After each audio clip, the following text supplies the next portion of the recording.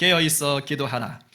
여러분, 우리가 있잖아요, 착하게 정말 선하게 의롭게 사랑으로 그렇게 막 일을 하려고 하는 거 너무 좋잖아요, 그죠? 그러면 좀 일이 쉽게 풀어지고 좀 잘 풀어지고 그래야 될 것 같아요. 근데 그런가요? 그래요? 내가 바른 마음을 먹고 착한 마음을 먹고 의로운 마음을 먹고 정의로운 마음을 먹고 사랑에 가득한 마음을 먹고 어떤 일을 하려고 할 때 그냥 착착착착 잘 풀어집니까? 그렇지 않지요. 그렇죠? 그럴 때보다 오히려 내가 정말 좋은 마음 먹었지만 착한 마음 먹었지만 사랑의 마음 먹었지만 의로운 마음 먹었지만 아이고 그냥 일이 꼬일 때가 훨씬 많아요.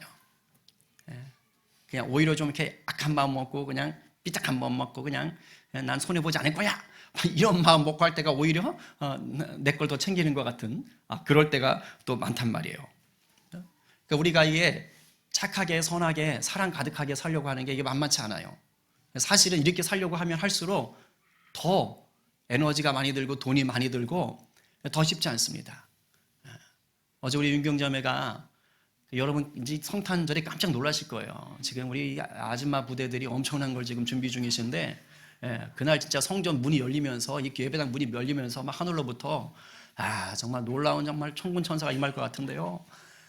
또 그분들을 위해서 우리 윤경이가 커피를 막 들 수도 없을 만큼 막 잔뜩 사오는 거예요. 지 혼자 먹을 거 사면 얼마나 편해요. 그죠? 뭐 퇴사도 했겠다. 우아하게 먹으면서 이렇게 하면서 이렇게 올 수 있잖아요. 근데 그걸 다 드리겠다고 성탄절에 그 은혜로운 것을 기대하면서 막 이렇게 들고 그래서 목사님까지 불러가고 좀 들어주세요 라고 말을 안 했지만 제가 알아서 들었죠. 혼날까 봐. 그래서 같이 그걸 부여들고 그게 무슨 수고예요. 그죠? 그 퇴사하고 아직 퇴직금도 안 났을 것 같은데 아직 휴가 중이라 그 돈 다 털어가지고 지 돈 그 해가지고 그 비싼 거를 또 그렇게 사고 그러니까 혼자 먹으면 될 걸 가지고 공동체를 생각하고 착한 마음이잖아요. 그죠? 착한 마음을 품었더니 뭐가 나가요? 주머니에서 돈이 나가네? 그죠? 무거운 걸 들여야 되네? 힘이 드네? 그러니까 이런 일들이 벌어지는 거예요. 이게 쉽지 않아요. 어떨 땐 내가 착하고 선하게 또 사랑 가득한 일을 했잖아요? 이게 아무런 효과가 없는 정말 헛수고가 될 때가 있어요, 없어요? 있어요. 오히려 뺨 맞을 때도 있지요. 제가 지난주 목요일에요. 이제 노예에 은퇴하신 목사님들이 1년에 한 번씩 소풍을 간대요. 그냥 모시고 소풍을 갔다 왔어요. 충주로 가는데 여러분 일기예보 보셨어요? 목요일이 입동이거든요. 근데 일주일 전에 봤더니 세상에 그날만 앞에 마이너스가 있는 거예요. 미쳤다. 어르신들 모시고 연세가 80, 90이세요. 그러니까 근데 그날 막 영하 떨어지고 막 제일 높은 온도가 뭐 10도 미만. 제가 깜짝 놀랐잖아요. 어르신들 갑자기 추우면 위험해지시잖아요. 그러니까 이제 막 걱정이 되는 거예요. 그래가지고 갑자기 안 하던 짓을 했잖아요. 보온통 이따마는 걸 또 꺼내가지고 안에 막 퐁퐁해서 씻어가지고 말려가지고 막 또 생전 해보지도 않았던 보리차 또 사가지고 막 물론 이건 아내한테 맡겼지만 이렇게 해가지고 또 팔팔 끓여가지고 막 또 새벽에 또 다시 끓이고 막 그거 넣고 그래가지고 왜냐면 어른들 이제 아침에 추운데 오시면 추우실까봐 따뜻한 보리차라도 한 잔 드리려고 그래서 보리차 다 끓여가지고 그래가 들고 갔잖아요. 또 충주 가면 얼마나 또 찬바람 나오겠어요. 그래서 또 걱정이 돼가지고 그래서 따끈한 거 한 잔씩 드시면 되겠지. 아침에 이제 들고 왔거든요. 날씨가 저를 배신해요. 이제 날씨 탓하면 안 되지. 주님이 주관하시니까 따뜻해. 세상에. 그래도 나는 어른들이 한 잔 정도는 마실 줄 알았거든. 한 잔도 안 드셔. 그냥 갖고 와서 그냥 버렸어요. 와, 내 나름 정말 생각해서 극진한 마음으로 준비해서 갔는데 어떻게 한 잔도 안 드실까? 제가 무려 광고를 3번이나 했거든요. 따뜻한 보리차 준비되어 있습니다. 따뜻한 보리차 준비되어 있습니다. 안 드셔? 안 드셔. 그리고 뭐 찬 거 드시고 막 그래. 이게 이런 일들이 생겨요. 이게 인생이 원래 그래, 인생이. 근데 예수를 믿었잖아요? 더 그래. 더 그래, 사실은. 우리가 예수 믿고 나서 내가 예수님 말씀 따라 살리라. 사랑과 선행과 정의를 실천하며 살리라. 막 이렇게 결단하잖아요. 그러면 마음 같아서는 이제 주께서 내 앞길을 탄탄대로 같이 쫙 열어주셔야 될 것 같아요. 근데 한쪽은 돼요. 내가 그렇게 결단하고 나가잖아요. 영적으로는 내 안에 시온의 대로가 활짝 열리는 거예요. 아멘? 적어도 이건 믿으셔야 돼요. 영적으로 내 안에 시온의 대로가 확 열려요. 그러나 이 땅에서의 내 육적인 인생은요, 꼬여요. 울퉁불퉁 비포장해 가끔 길이 끊어지고 막 낭떠러지가 나타날 때도 있는 거예요. 무슨 말이냐면 믿음을 가지고 사랑으로 살려고 하는데 그것 때문에 오히려 내가 상처받게 돼요. 손해보게 돼요.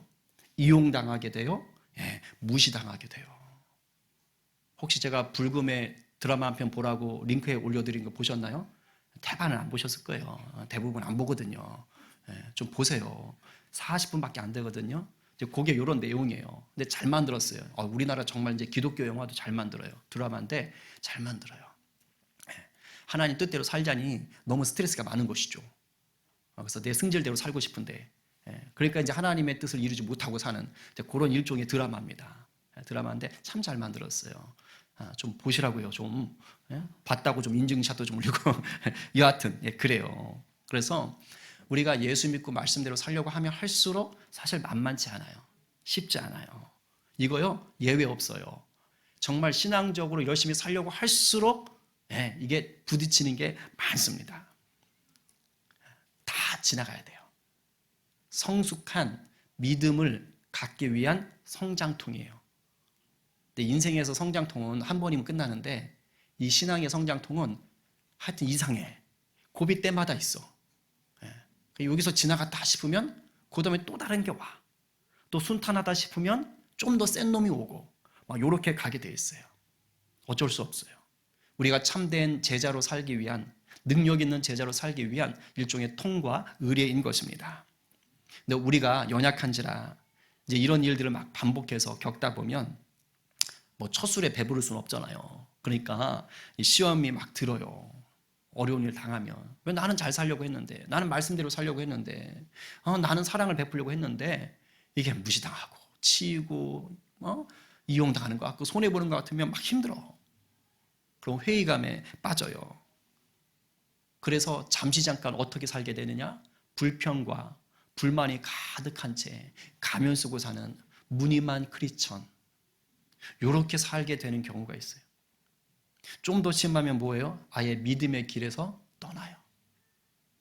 다 필요 없다. 에이씨, 예수 괜히 믿었다. 아니면 예수님까지는 뭐라고 욕을 못 하겠는데 에이, 예수 믿는 놈들 다 필요 없다. 이렇게 해서 아예 떠나는 경우들도 있지요. 이러나 저러나 바람직한 모습은 아니지요. 여러분, 우리가요 잠깐 겪을 수는 있어요. 저도 그랬고 인정합니다. 근데 계속 그렇게 살아서는 안 되는 거예요. 우리 주님은 우리가 이러한 성장통, 통과 의례를 잘 이겨내기를 원하세요. 그럼 우리가 어떻게 해야 우리가 이런 시험과 고난과 어떤 문제, 이런 것들의 이 신앙의 성장통을 이기며 살 수 있을까? 오늘 본문 속에 이제 그 해답이 있는 거예요. 여러분 잘 들으셔야 돼요. 그리고 깨달으셔야 되고요. 그리고 도전하셔야 돼요. 그러면 적어도 어제보단 오늘이, 오늘보단 내일이 더 성장하시는 그런 성도가 될 줄로 믿습니다. 아멘. 여러분 오늘 본문 잘 아시죠?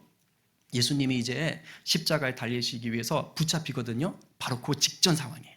그 직전 상황. 예수님이 마가의 다락방이라고 그렇게 알려진, 얘기되어지는 그 다락방에서 최후의 만찬을 마치셨어요. 그리고 이제 감람산으로 이동을 하신 거예요. 예루살렘 성에서 한 1.5km 정도 떨어졌다 그러더라고요. 한 20-30분만 걸으면 돼요. 가까운 곳이에요. 네, 그곳으로 기도하러 가셨어요. 자, 32절 읽어봐요. 시작. 그들이 겟세마네라 하는 곳에 이름에 예수께서 제자들에게 이르시되 내가 기도할 동안에 너희는 여기 앉아 있으라 하시고, 자, 겟세마네, 이건 감람산, 올리브산이라는 산에 있는 어떤 장소예요. 겟세마네라는 이 말의 뜻이 뭐냐면 기름 짜는 곳. 우리 옛날 방앗간에서 기름 짜잖아요. 그러니까 기름 짜는 곳. 왜냐면 거기 산이 올리브산. 그러니까 무슨 나무가 많겠어요? 올리브 나무가 천지예요. 올리브 나무 과수원이 있는 거예요. 그러니까 여러분 우리 올리브 기름 쓰잖아요. 그러니까 그거 짜는 거예요. 그거. 올리브 기름 짜는 틀이 거기 있는 거예요. 그걸 뭐라 그런다고요? 겟세마네라고 하는 거예요. 근데 누가복음 본문에 보니까 예수님이 습관을 따라 기도하러 가셨다 그러는 거예요. 그러니까 예루살렘에 올라오실 일이 있으시면 어디 가서 기도하신 거예요? 그쪽 가서 기도하시는 거예요. 그런데 오늘 이제 기도하러 또 가신 거죠. 부활 전에 육체로는 마지막 기도하러 가신 거예요. 마지막 그곳에 습관을 따라 기도하러 가신 거예요. 제자들도 함께 데리고 갔습니다. 그런데 그 중에서 예수님이 기도하는 가까운 곳에는 3명만 특별히 데려갔어요. 누구예요? 베드로, 야고보, 요한. 이렇게 3명을 데려가셨습니다. 3명을 차별했다기보다는 그들이 리더십이었던 것 같아요. 우리로 말하면 셀장, 교사, 이런 것들, 요런 직위였던 것 같습니다. 자, 그들을 데려가서 함께 기도하기를 원하셨어요. 자, 33절, 34절 시작. 베드로와 야고보와 요한을 데리고 가실새 심히 놀라시며 슬퍼하사 말씀하시되 내 마음이 심히 고민하여 죽게 되었으니 너희는 여기 머물러 깨어 있으라 하시고, 예수님이 세 제자를 따로 데리고 이제 겟세마네 좀 더 깊은 곳으로 나가신 거예요. 근데 뭐라 그래요? 심히 놀라며 슬퍼했다. 심히 놀라며 슬퍼했다. 그리고 그 마음을 혼자만 갖고 계신 게 아니라 그 3명의 제자에게 나누시는 거예요. 그리고 기도하자고 얘기를 하세요. 얘들아, 내가 지금 마음이 너무 힘들다. 내가 지금 너무 고민이 돼서 죽게 됐어. 그러니 너희도 여기 머물러서 깨어 있어라. 그래서 깨어 있으라는 말은 뭐냐면 나랑 같이 기도하자 이 뜻인 거예요. 맥락상으로, 문맥상으로. 그리고 예수님은 이제 돌 하나 던질 만한 거리로 가셔서 이제 기도를 하시는 거예요. 근데 여러분 잘 생각해 보세요. 약간 이상하지 않아요? 지금 이 말씀, 내가 너무 고민이 돼. 내가 너무 힘들어. 내가 너무 슬퍼. 죽을 것 같아. 너무너무 힘들어. 이 얘기를 하는 게 지금 누구라고요? 예수님이에요. 예수님이 이런 얘기를 한다는 게 여러분들은 조금 이게 확 느낌이 와요? 이전까지 예수님의 하신 일을 보세요. 하나님의 아들이에요. 폭풍, 풍랑, 바람을 잠잠케 하세요. 귀신을 쫓아내요. 죽은 자도 살려요. 오병이어의 기적을 행하시는 분이에요. 근데 이런 분이 지금 덜덜 떨고 계신 것처럼 보여요. 더군다나 지금 이 십자가를요 이미 알고 계세요. 성경에서만 3번을 공식적으로 난 십자가 달려 죽고 그리고 부활할 거라는 것까지도 말씀을 하셨어요. 달리 말하면 죽음으로 끝나지 않는다는 걸 이미 예수님도 아셔요. 반드시 부활하신다는 것을 아신다고요. 더군다나 이미 앞에서 나는 있잖아 죽으러 왔어. 많은 사람의 죄로 위해서 내가 대속물이 되기 위해서 왔다고. 내가 대신 죽으러 온 거야 라는 사명도 확실하게 알고 계세요. 그러니까 이거 한번 생각해 보세요. 이전에 예수님 이렇게 심히 고민하고 심히 두려워하고 심히 슬퍼했던 적이 있나요? 없어요. 그러니까 지금 예수님답지 않은 모습인 거예요. 아니 어떻게 이렇게 대단한 분이 지금 갑자기 이렇게 약한 모습을 갖고 계시지? 저는 말씀을 묵상하다가 이상하다. 평상시에 예수님의 모습 같으면 이미 다 아셨던 거니까 이걸 위해 오셨다니까. 그러면 이 기도하기 전에 이렇게 말씀을 하셨어야 될 것 같아요. 3명의 제자들에게 얘들아 이제 때가 됐구나. 마음이 뜨거워진다. 기다리던 바로 그날이 왔어. 이제 아버지가 부어주시는 그 놀라운 일을 기대하자꾸나. 이러면서 예수님이 나 기도한다. 같이 가자. 이렇게 해야 되는 거 아니에요? 아니에요? 왠지 그러셔야 될 것 같대요. 야, 내 마음에 지금 평강이 가득해. 내 아버지께서 주시는구나. 할렐루야. 이래야 될 것 같지 않아요? 그래야 좀 예수님이 하나님의 아들답잖아요. 역시 달라. 우리 주님은 역시 달라. 야, 역시 우리가 따라가야 될 뿐이야. 이렇게 좀 쫙 가야 될 것 같은데 이건 그냥 겁쟁이 같으세요. 어떡하지? 나 고민돼 죽겠다. 나 슬퍼 죽겠다, 야. 나 두렵다. 이거 어떻게 봐야 되는 거예요? 이 장면 어떻게 봐야 돼요? 갑자기 십자가 알긴 알았는데 그냥 달려 죽으실 거 생각하니까, 비참하게 못 박혀 죽으실 거 생각하니까 갑자기 막 무서워지신 건가요? 그래서 막 겁쟁이가 되신 거예요? 좀 우리식으로 좀 속된 말로 말하면 갑자기 쫄아버리신 건가요? 아니에요. 십자가에 달려 죽으시는 것이 무서워서 지금 예수님이 이렇게 겁쟁이 같은 그런 반응하시는 거 아니에요. 주님은요, 분명히 사명을 향해서 지금 가고 계신 거예요. 단순히 십자가에 달려 죽는 게 무서운 게 절대 아닌 거예요. 이 죽을 것 같은 슬픔과 이 죽을 것 같은 이 고민은요, 그리스도가, 하나님의 아들이 인간의 몸을 입고 온 인류의 죄를 대신 져야 된다는 그 영적인 무게감이에요. 거기서 오는 고통이에요. 그냥 한 인간으로서 저 십자가 아플 텐데, 진짜 힘들 텐데, 이런 게 아니라고요. 신이 인간이 되어 몸을 입고 왔는데 그냥 죽는 게 아니고 온 인류의 죄를 대신 져야 된다는 거예요. 그 압박감인 거예요. 그 고통인 거예요. 우리의 죄값을 예수님이 대신 감당하셔야 된다라는 것에서 오는 이 고통인 거예요. 이 고통. 이게요, 우리는 사실 이해할 수 없는 고통이에요. 예수님만이 알 수 있는 그런 고통이에요. 왜냐하면 어떤 고통이냐면, 죄를 지는데 왜 고통스럽지? 이게 그거예요. 예수님이 죄의 값을 지고 죽으셔야 되잖아요. 그러면 그 순간 누구하고 딱 끝나야 되는 거예요? 하나님하고.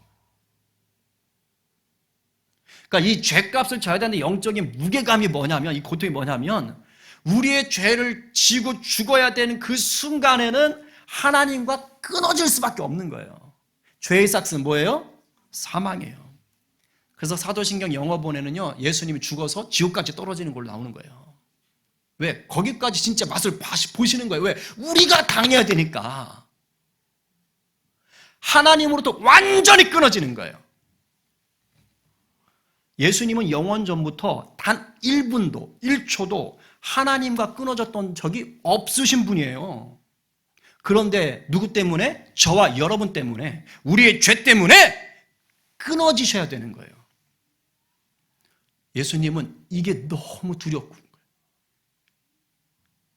단 한 번도 삼위일체에서 끊어본 적이 없는데 내가 지금 이 죄 때문에 끊어져야 된다니. 근데 제가 말은 이렇게 해요. 왜? 공부를 했으니까, 묵상을 했으니까. 근데 솔직히 그 고통이, 그 아픔이 어떤 것인지 저는 모르죠. 근데 제가 하나님 이게 뭘까요? 하다가 문득 제 과거에 우리 아이들과 있었던 어떤 사건이 생각이 나면서 혹시 약간 이런 느낌일 수 있겠다라는 것이 생각났어요. 우리 아이들이 어릴 때 아직 엄마 아빠의 말을 다 진실로만 받아들일 때, 엄마 아빠가 장난치는 거구나 라는 식으로 아직 분별력이 없을 때, 그때 가끔 밥을 먹다가 제 아내와 제가 이런 말을 해요. 우리 하원이 씨한테. 얘들아, 엄마 아빠가 곧 죽을지도 몰라. 좀 심했나? 그러면 우리 애들이 이거를 진짜로 받는 거예요. 그러면 애들이 놀라죠. 그러면서 안 돼! 이러죠. 근데 이제 시원이는 좀 더 어리잖아. 갑자기 눈에 눈물이 진짜, 전 연기하는 줄 알았어요. 엄마 아빠가 죽을지도 몰라. 그러면요, 눈도 크잖아, 애가. 어릴 땐 더 컸어. 눈에 눈물이 진짜 묵 미치더니 하면서 싫어! 하면서 엄마를 때려. 때려. 왜 그랬을까요? 엄마 아빠랑 사이가 나빠서요? 아니에요. 사이가 좋아서 그래요. 엄마 아빠가 죽어서 지금 누리는 이 친밀함이 끊어진다고 생각하니까요, 그 아이들, 우리 아이들 어린 나이엔 그게 감당이 안 되는 거예요. 감당이 안 돼. 그러니까 그냥 지도 모르게 눈물이 나고 막 화가 나. 막 이 시집에 저런 얘기를 하는 거야. 막 화가 나고 막. 그러니까 아빠 엄마 미워. 막 때리고 막. 이 느낌일 수 있겠다. 그게 너무 싫은 거지, 너무 싫은 거지. 물론 지금 그런 얘기를 하면요, 장난인 줄 알고 다 웃어서 받아 넘겨요. 근데 어릴 땐 그러더라고. 제가 알겠더라고, 조금은. 아, 예수님한테는 이게 큰 고통이구나.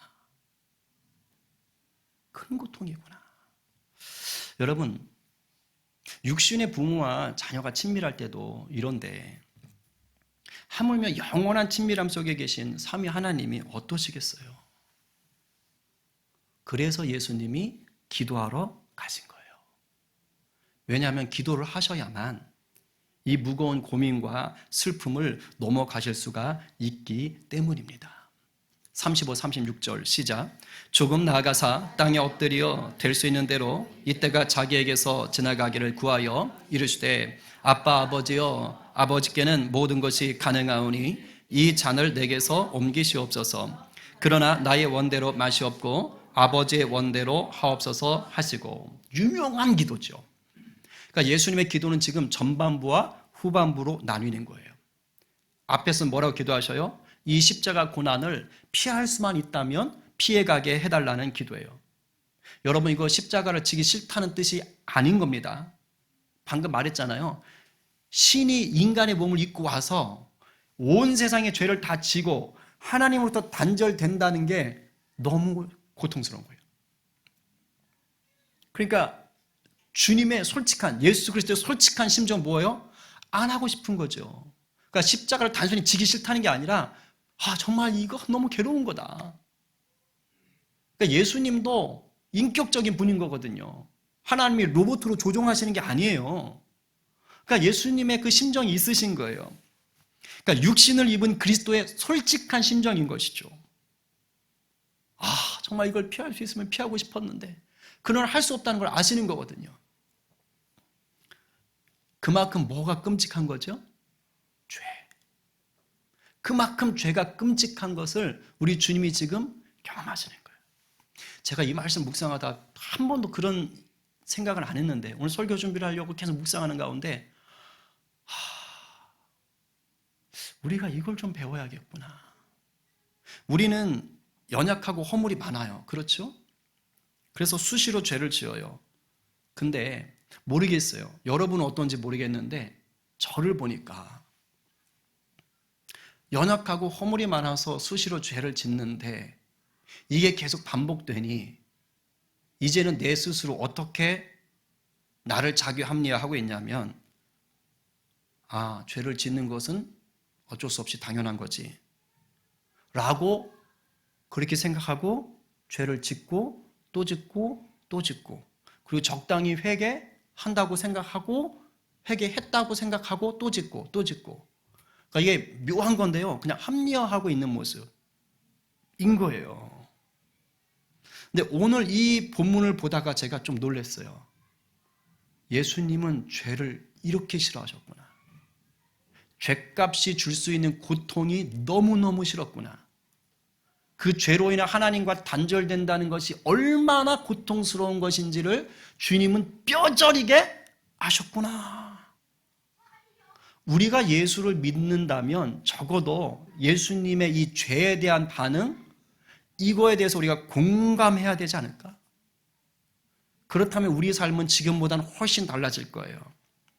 예수님처럼 내가 죄로 인해 하나님과 멀어지는 것에 대해서 정말로 고통을 느낄 수만 있다면 예수님처럼 이렇게 나 너무 싫어 너무 싫어 너무 싫어 그럴 수만 있다면 적어도 우리는요 지금 반복되는 이 죄, 반복하고 있는 하나님이 싫어하시는 것을 계속 반복하는 것에 대해서 내가 약하니까 어쩔 수 없어 이게 아니라 목숨 걸고 싸울 거예요. 왜? 그 순간 하나님부터 멀어지는 게 너무너무 싫기 때문에 제가 다시 이것을 느끼게 되더라고요.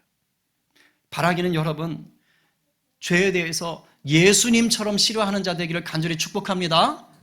그래야 우리의 삶이 달라지는 거예요. 그게 능력인 거예요. 자, 전반부에서 예수님이 십자가를 피하고 싶다고 했는데 후반부는요 분위기가 싹 바뀝니다. 이제 예수님이요 내 뜻이 아니라 자신의 뜻이 아니라 하나님 아버지의 뜻대로 되길 원합니다 라고 말씀을 하세요. 그러니까 인간으로 오신 예수님으로서의 원하는 게 분명 있으셨어요. 그러나 하나님 뜻에 온전히 순종하는 것이 우선이라는 것을 또한 분명히 아셨어요. 그래서 무엇을 선택합니까? 순종을 선택하시죠. 이게 결국 저와 여러분이 가야 할 길입니다. 사실요, 평생 주님 다시 오셔서 먼저 주님을 보든지 아니면 육체가 땅에 묻힌 후에 부활의 몸으로 주님을 보든지 간에 우리 평생 바로 이 고백이요, 끊임없이 우리 가운데 요구되집니다. 내 뜻대로 하지 마시고 하나님 뜻대로 해주세요 라는 이 고백을 하도록 우리 신앙은 끊임없이 뭘까요? 그 자리 가운데로 계속 내몰리는 거예요. 이 고백을 하냐 마냐의 싸움인 거예요. 이 고백을 하냐 마냐에. 적어도 여러분들이 예수를 지금 믿고 있다면 마음속에 어떤 게 딱 정해졌어요? 나는 하나님 나라를 위해 살고 싶어. 난 예수님이 기뻐하는 삶을 살고 싶어. 그래서 예수님이 기뻐하는 게 대부분 뭔지 아세요? 몰라서 못하지 않아요. 여러분 예수님이 기뻐하시는 삶 알아요. 그리고 하나님이 여러분이 어떤 사명 맡겼는지도 알아요. 모르지 않아요. 대부분 알아요. 그게 구체적으로 어떤 일인지는 모를 수 있어요. 그러나 적어도 내 삶이 어떤 식으로 가야 된다는 걸 알아요. 내 가족이 믿지 않아? 그럼 적어도 내 가족 복음화, 이거 하나님 나에게 맡긴 거지. 압니다. 그리고 그것을 위해서 살겠다고 다짐도 해요. 직장에서 학교에서 내가 그리스도의 빛과 소금이지, 그럼 빛과 소금으로 살아야겠다라는 게 사명 아닌가요? 그러니까 나름대로 그런 것들이 다 있는 거예요. 그래서 나름대로 도전도 한단 말이에요. 근데 아까 제가 초반에 말씀드렸잖아요. 그렇게 살려고 하는데 순탄치가 않다니까요. 탄탄대로가 아니에요. 뜻대로 되지 않을 때, 내 뜻대로 되지 않을 때가 많아요. 좋은 의도인데 내 뜻대로 되지 않을 때가 많아요. 열심을 가졌는데 내 뜻대로 되지 않을 때가 많아요. 물론 성경에 예수 그리스도를 믿으면 고난이 따른다라는 예수님의 말씀이 있다는 것도 압니다. 그래서 그렇지, 내가 예수 믿으니까 박해가 있어. 사람들이 나를 조롱할 수 있어. 나를 속일 수 있어. 알아요. 그런데요, 이게 내가 원하는, 내가 생각했던, 내가 예상했던 것을 뛰어넘는 것으로 나한테 다가오잖아요. 그때부터 무너지는 거예요. 그때 뭐가 자꾸 올라와요? 내 자아의 뜻이 올라와요. 하나님, 이건 아닌 것 같은데요. 저 너무 힘든데요. 이거 하고 싶지 않은데요. 이래서 이제 자꾸 그걸 요구하는 거예요. 그리고 나중에는 이렇게 기도하죠. 내 사랑하는 주님께 이기적인 요구를 통과시켜 달라고 이제 붙잡는 거예요. 거의 협박 수준으로 갈 때도 있어요. 예수님, 이건 제가 원하는 게 아니에요. 이렇게 제가 원하는 대로 해주지 않으면 저 다 내려놓을래요. 큰일 났다. 이제 오늘 사역 신청서 마감일인데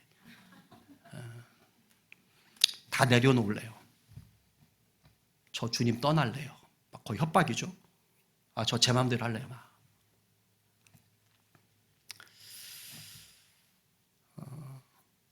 철부지 신앙이죠. 근데 괜찮아요. 이러면서 커요. 처음엔 다 이런 식으로 기도를 해요. 여러분, 아기가 다른 사람 배고픈 것을 안타까워하며 우는 거 보셨어요? 절대 안 그럽니다. 아기는요, 딴 사람의 배고픈 것을 안타까워하면서 배고프겠다, 절대 울어주지 않아요. 지 배고플 때만 우는 거예요. 그거 가지고 애기 탓 안 합니다. 이놈의 새끼야, 너는 다른 사람 배고픈 것도 모르는 이놈의 새끼야? 너 그렇게 인격이 그거밖에 안 된 녀석아? 이렇게 윽박지르지 않아요. 왜? 애니까 지 배고플 때 우는 것만도 감사하지. 그런데 그 아기가 자라서 성숙한 인격을 갖게 되면 그때 어떻게 돼요? 배고픈 사람을 보면서 함께 울어주는 거예요.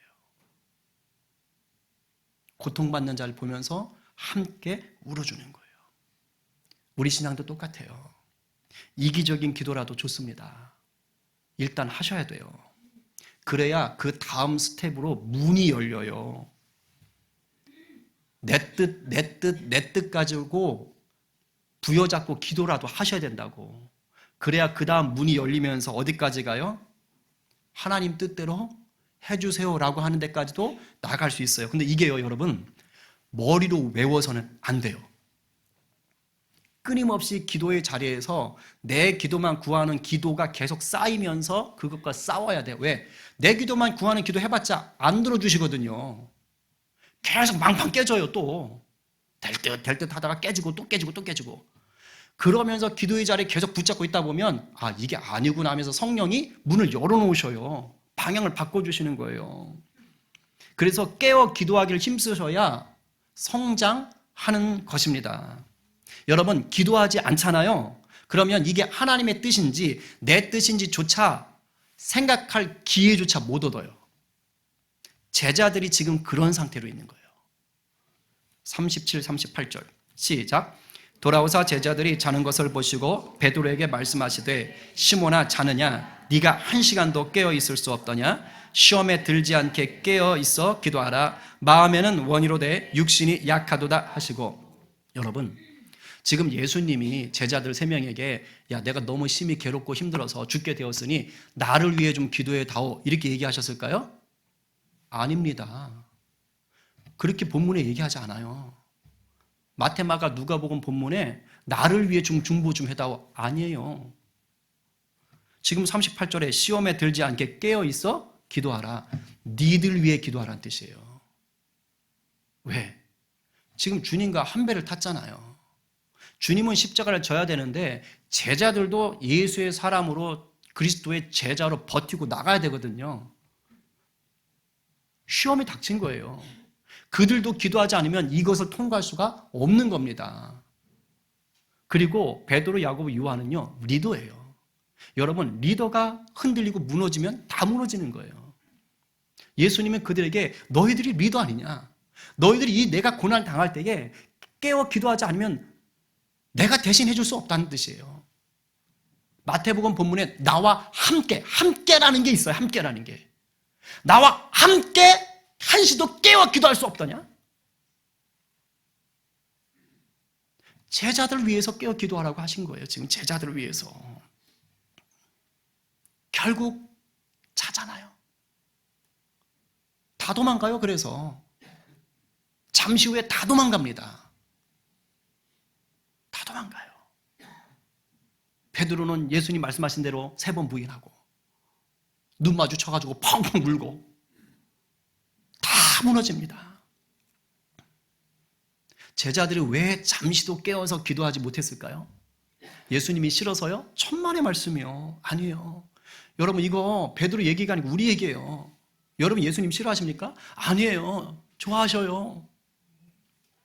베드로처럼 예수님 좋아하는 사람이 어디 있어요? 둘째가라면 서로할 정도로 예수님 사랑하고 아끼는 제자입니다. 오늘 본문 바로 앞에 보면은요, 예수님이 감람산으로 이동하시는 그 사이에 제자들이 나를 버리고 배신하고 다 도망갈 것이다, 요 얘기를 하시거든요. 그때도 그냥 놓칠세라 그냥 베드로가 확 튀어나와서 무슨 말이시냐고 하면서 이렇게 얘기를 해요. 읽어봐요. 시작. 다 버릴지라도 나는 그리하지 않겠나이다. 다른 제자들하고 같이 버리지 않겠습니다, 이렇게 말을 해야 되는데 저놈들이 다 버려도 저는 안 버릴 거예요. 얼마나 의기양양합니까? 그죠? 그리고 31절에 시작. 내가 주와 함께 죽을지언정 주를 부인하지 않겠나이다. 그리고 몇 시간 뒤에 도망가요. 이게 베드로예요. 이렇게 얘기했으면, 그리고 지금 분위기도 대충 알 거 아니야. 그럼 깨어 기도하라고 했으면 기도해야 되는 거 아니에요? 그런데 보란듯이 잡니다. 성경이 이렇게 말하죠. 마음에는 원인데 육신이 약하도다. 누가복음 본문에는 슬픔 때문에 잠이 들었다라고 얘기를 해요. 여러분, 마음은 원인데 육신이 약하다라는 뜻이 뭘까요? 그러니까 이런 식으로 이해하면 무난할 겁니다. 마음이 원한다는 건 내가 성령의 다스림을 받는 게 아닌 거예요. 그게 아니라 내 마음이 내 자아의 갈망이 있죠. 내 자아의 소원, 이게 있을 수 있어요. 그러니까 성령의 다스림은 아닌 거예요. 단지 내 자아. 내 자아가 원하는 것들, 그런 거예요. 그런데 육신의 약함은 뭐냐? 그런데 내가 감당하기 힘든 환경적인 제약, 환경적인 고통, 환경적인 고난이 닥쳐온 거예요. 내 자아가 원하는 건 있어. 근데 그거보다 환경적인 어려움이 더 커버리는 거예요. 그냥 눌려버린 거예요. 그래서 기도를 못하는 거예요. 네, 사실은 이게 바뀌어야 돼요. 깨어서 기도하지 않잖아요. 깨어서 기도하지 않으면 결국엔 내 자아의 갈망, 내 자아의 소원대로만 살려고 합니다. 이게요, 겉으로 볼 때는 주님을 위한 것처럼 보일 수 있어요. 얼마든지. 선하게, 착하게, 정의롭게 살려는 의지로 얼마든지 보일 수 있어요. 왜냐하면 적어도 여러분이나 저는 예수 믿잖아요. 그럼 내가 성령의 다스림 안에 충만하게 거하지 않아도요, 우리는 그래도 예수 믿는 게 뭔지를 알고 하기 때문에 내 자아가 이미 도덕적으로, 윤리적으로 착하게 살려고 하고요, 바르게 살려고 하는 게 있단 말이에요. 성령의 충만한 다스림 가운데 들어가지 않아도 적어도 헛짓거리는 안 하고 싶다라는 것들이 우리 속에 있는 거예요. 근데 딱 거기만 머물고 있잖아요. 그러면 환경적인 고난과 어려움과 역경 확 닥쳤을 때 확 무너지는 거예요. 슬픔이 너무 커서 나를 덮잖아요. 예외 없어요. 깨어 기도함으로 성령의 다스림 가운데 들어가 있지 않으면요, 그냥 무너집니다. 자포자기하고요, 까무러칩니다. 자, 호언장담했던 베드로였고요, 제자들이었어요. 그런데 예수님이 이토록 힘들어하시는 걸 이 제자들도 처음 본 거야. 생각해봐요. 그전에 이렇게 힘들어한 게 없어요. 물론 나사로가 죽었을 때 좀 슬퍼하셨지만 지금 맥락이 다른 슬픔이거든요. 그러니까 제자들도 이걸 보면서 자기들도 놀랬던 것 같아요. 아니 우리 주님이 이렇게 힘들어하셔? 뭐야 이거? 야, 뭐지? 맥이 탁 풀어진 것 같아요. 그러면서 눌려버린 것 같아요. 그래서 명색이 예수님 제자인데 기도 안 했겠어요? 근데 너무 평상시에 못 보던 걸 보니까 자기들이 그렇게 따르던, 정말 며칠 전만 해도 호산나 호산나 막 백성들이 막 하면서 왕으로 추대했던 그분이 지금 야, 나 죽겠다 이러고 있으니까 얼마나 놀랐겠어요. 그러니까 자는 거야. 근데 예수님이 2번을 와서 더 깨우죠. 총 3번을 이렇게 하십니다. 성경에 1시간도 깨어있지 못하냐 하니까 1시간 하시고 깨우고 1시간 하시고 깨우고 1시간 하시고 깨우고 이런지 모르겠어. 근데 그렇게 해요. 그러면서 예수님은 누가복음 본문을 보면 땀방울이 핏방울같이 떨어졌다 그래요. 그렇게 간절히 기도해요. 이게 혈한증이라는 게 있습니다. 사람이 극도의 스트레스, 고통이 있으면요, 정말로 땀에 피가 섞여서 나온다고 합니다. 이게 실제 의학적인 보고예요. 그러니까 예수님 보세요. 땀방울이 핏방울이 되도록 그렇게 간절히 깨어 기도하시고 있어요. 근데 제자들은 자요. 누구보다 깨어 기도하셨던 예수님의 모습과 지독하리만큼 고집스럽게 기도하지 못한 채 자고 있는 제자들의 모습이 딱 대조가 됩니다. 지독하리만큼 고집스럽게. 제가 이걸 보면서 이게 오늘날 내 모습, 우리들의 모습은 아닌가.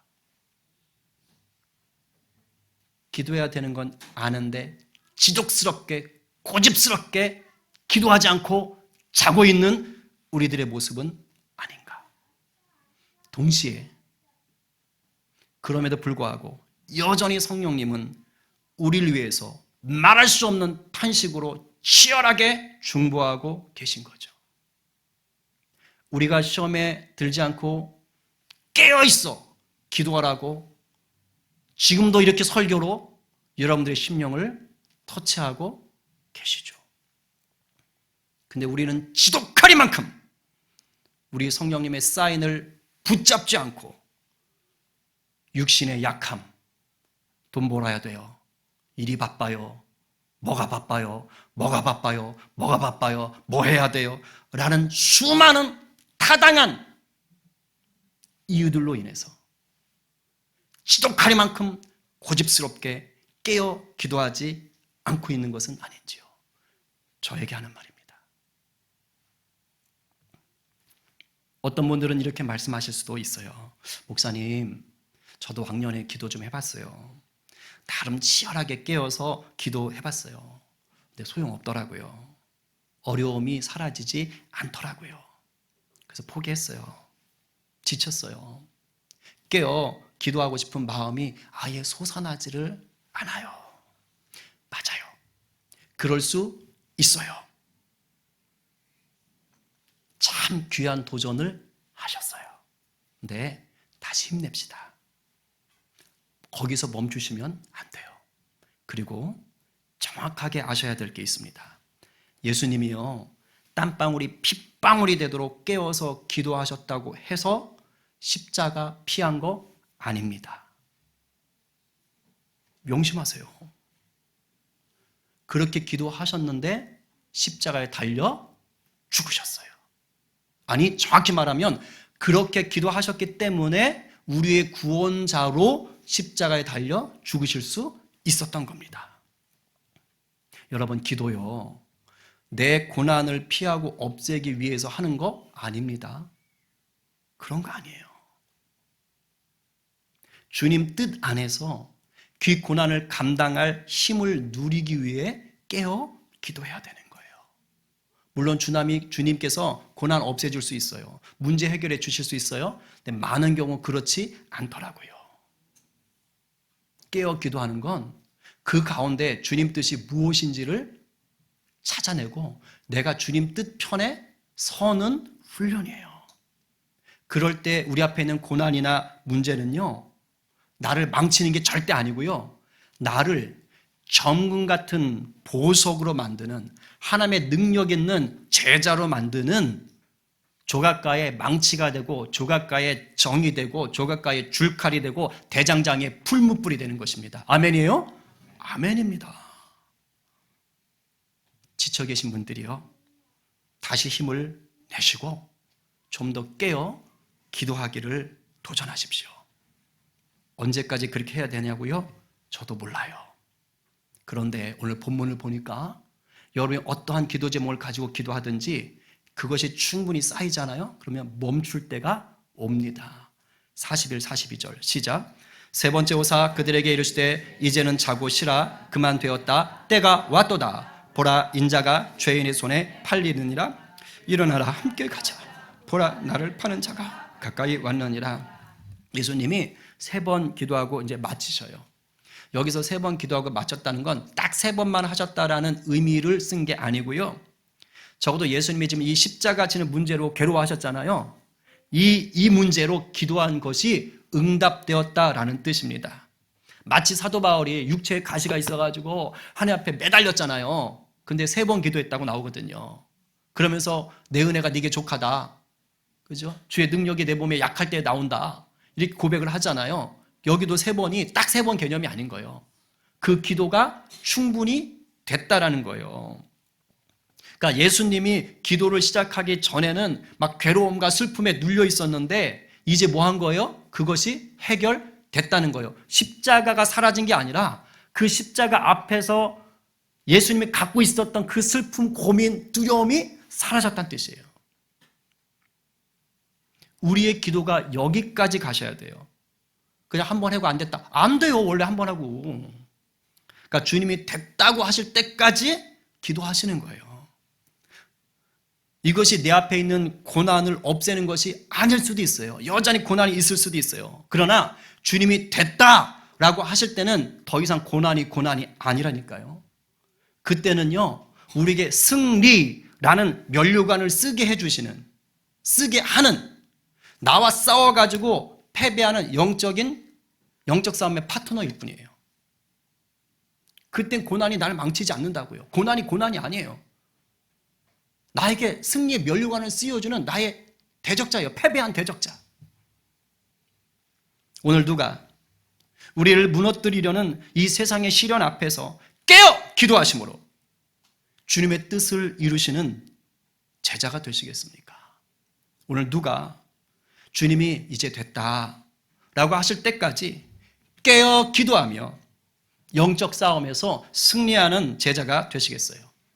오늘 말씀에 아멘으로 화답하며 내일 기도해야지? 아니요. 당장 오늘부터 깨어 기도하기로, 지금 이 시간부터 깨어 기도하기로 결단하시는 우리 모두 되기를 간절히 축원합니다. 아멘. 이 시간 기도합시다. 여러분 어떤 도전이 있습니까? 어떤 은혜가 있습니까?